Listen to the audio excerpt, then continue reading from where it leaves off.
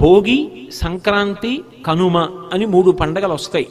నిజానికి పండగ అంటే దాని అర్థం ఏదో పిండి వంటలు చేసుకు తినడం తప్పని కాదు, కొత్త బట్టలు కట్టుకోవడం తప్పని అసలు కాదు.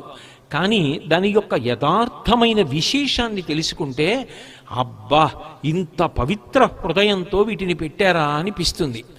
భోగి అన్న మాటకు అర్థం ఏమిటంటే భోగం అనుభవించేటటువంటి రోజు అని. ఈ ఋతువులో సాధారణంగా ఏమవుతుందంటే పౌష్యలక్ష్మి అంటారు ఈ పుష్యమాసంలో. ఈ పౌష్యలక్ష్మి ఇంటికి వస్తుంది. పూర్వం ఇన్ని రకాలైనటువంటి ఉద్యోగాలు అవి లేవు. ఎక్కువ మంది వ్యవసాయం మీద ఆధారపడేవారు.